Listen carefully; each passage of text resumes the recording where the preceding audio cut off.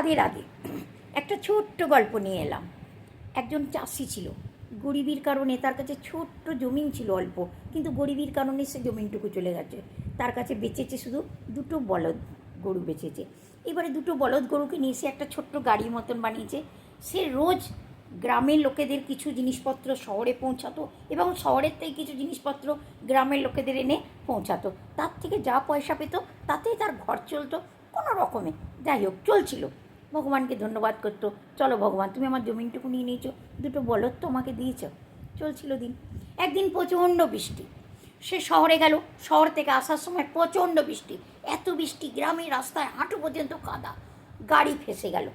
গরু দুটো অনেক চেষ্টা করলো, গরু দুটোকে সে অনেক কাকতি মিনতি করলো, তোরা আমার সব সময় সাথ দিয়েছিস, আজকেও সাথ দে, একটু তাকত লাগা, একটু তাকত লাগা।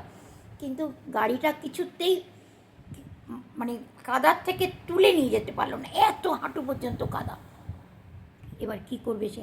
সে তখন মাঠের মাঝখানে গিয়ে ভগবানকে খুব দোষ দিচ্ছে বসে বসে, কিষানটা সব কিছু তো আমার থেকে নিয়ে নিয়েছিস, জীবনে তো কিচ্ছু ছাড়িসনি। আজকে যদি টাইমে আমি এইটা গ্রামে না পৌঁছাতে পারি তাহলে আমি ভাড়াটা পাবো না, ভাড়াটা না পেলে আমার ঘর কী করে চলবে? একটু বুঝলি না, আমার জন্য তোর এতটুকু দয়া হলো না? আমার আর কি চাস? কি পরীক্ষা নিতে চাস? সব কিছু তো আমার থেকে চিনিয়ে নিয়েছিস, আর কি নিবি তুই আমার থেকে? ভগবানকে বসে বসে গালি দিচ্ছিল সে। এমন সময় সে দেখলো একটা বাবা যাচ্ছে গাড়িটার পাশ দিয়ে, কাদার ভেতর থেকে এমনি এমনি করে। বাবা বলছে, জিতে রও বেটা। আরে তুমি আমাকে বলছো বাঁচার জন্যে? তুমি জানো আমি কত মুসিবতে ফেসে আছি, আমার কত দেখো কঠিন পরিস্থিতির মধ্যে আমি রয়েছি। আমি যদি এই সামানটা নিয়ে গিয়ে না জিনিসগুলো দিতে পারি গ্রামের লোকেদেরকে, তাহলে আমি পয়সা পাবো না। তা তুমি প্রয়াস কেন করছো না? তুমি প্রয়াস না করে মাঠের মধ্যে গিয়ে তুমি ভগবানকে গালি কেন দিচ্ছ? আরে আমার গরুগুলো অনেক চেষ্টা করেছে, তবুও সেটা তারা পারলো না ওঠাতে। তুমিও একটু চেষ্টা করেছ? তুমি নিজে চেষ্টা করো, তুমি ভগবানকে গালি দিচ্ছ বসে বসে। তখন ওই বাবাটা বলল, ঠিক আছে আমিও তোমাকে হেল্প করছি, চলো আমরা দুজন মিলে ধাক্কা লাগাই।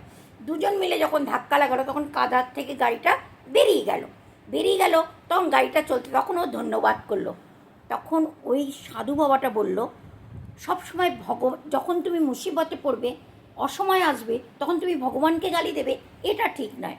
ভগবান আমাদের অসময় দেয়, কিন্তু সেই সময় ভগবানকে গালি না দিয়ে একটা কথা মনে রাখবে, হাতের হস্তরেখার পরেও একটা রাস্তা আছে, আমার আঙুলগুলো। হস্তরেখাটা লাস্ট নয়, এরপরে আঙুল আছে। নিজের মেহনত করো, নিজের হাতে কি লেখা আছে এইটা নিয়ে বসে থেকো না, নিজের মেহনতে নিজের কর্মকে বানাও, নিজের কিসমত নিজে বানাও নিজের কর্ম করে। ভগবানের দোহাই দিও না, আর কর্মফলের দোহাই দিও না। এই আঙুলগুলোকে কাজে লাগাও। রাধে রাধে।